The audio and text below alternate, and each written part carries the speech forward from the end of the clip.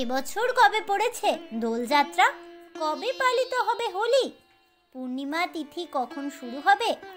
আগেভাগেই জেনে নিন আমার আজকের এই ভিডিও থেকে। নমস্কার বন্ধুরা, অজানার পথের নতুন পর্বে আপনাদের সকলকে স্বাগত জানাই। রঙের উৎসব হোলি নিয়ে বরাবরই মানুষের উৎসাহ থাকে তুঙ্গে। গোটা দেশ জুড়েই ধুমধাম করে পালিত হয় হোলি। সাধারণত ফাল্গুন মাসের পূর্ণিমার দিন রং খেলা হয়, আর বাঙালিরা এই দিনটিকে দোল পূর্ণিমা হিসেবে পালন করেন। 2 দিন ধরে পালিত হয় রঙের উৎসব হোলি। ছোট হোলি হোলিকা দহন নামে পরিচিত এবং পরের দিনটি বড় হোলি ধুলান্দি নামে পরিচিত। তবে হোলির আগের দিনটি বাংলায় ন্যাড়া পোড়ানো নামে অভিহিত।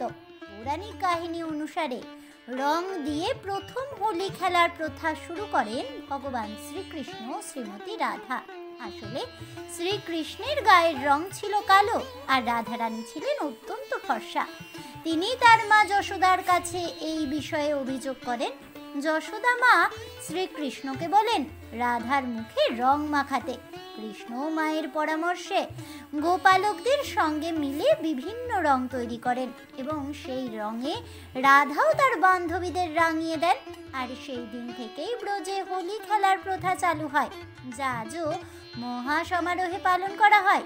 সেখানে বিভিন্ন নিয়মে হোলি খেলা হয়।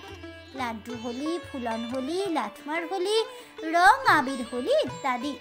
এবার চলুন জেনে নেওয়া যাক এই বছর অর্থাৎ 2025 সালে বাংলার 1431 সনে কবে পালিত হতে চলেছে এই রঙের উৎসব হোলি।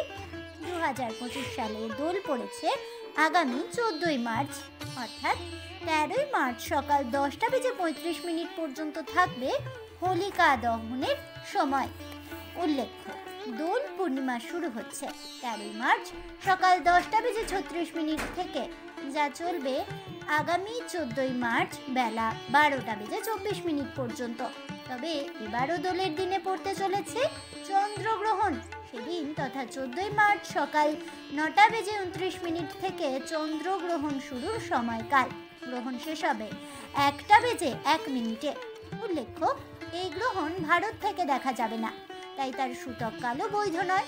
প্রসঙ্গত, হোলিকা দহনের পুজো করলে সন্তানের মঙ্গল হয় এবং ঘরের শান্তি বজায় থাকে।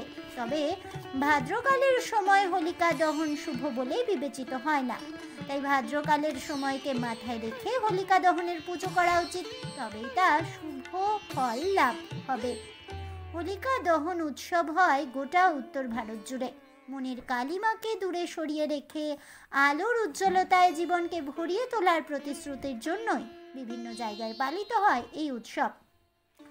বিজ্ঞান মতে বসন্তে চারিদিকে এক অন্য রকমের হাওয়া বয়। প্রকৃতিও তার চারিপাশ ঢেলে সাজায় এই সময়।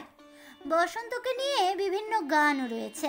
চারিদিকে যেন রঙিন হয়ে ওঠে এই সময়, আর সেই কারণেই হয়তো বসন্তকে ঋতুরাজ বলা হয়। আজ এ পর্যন্তই। তাহলে বন্ধুরা, আমার আজকের এই ভিডিওটি শুনে কেমন লাগলো অবশ্যই আমাকে কমেন্টে জানাবেন। ভিডিওটি ভালো লেগে থাকলে লাইক শেয়ার করতে ভুলবেন না। আমার চ্যানেলের নতুন বন্ধু হয়ে থাকলে চ্যানেলটিকে সাবস্ক্রাইব করে দেবেন। পাশে থাকা বেল বাটনটি প্রেস করে রাখবেন নতুন ভিডিওর নোটিফিকেশন পাওয়ার জন্য। দেখা হচ্ছে পরের ভিডিওতে। ততক্ষণ সবাই ভালো থাকুন, সুস্থ থাকুন, আর অবশ্যই সঙ্গে থাকুন আর দেখতে থাকুন অজানার পথে।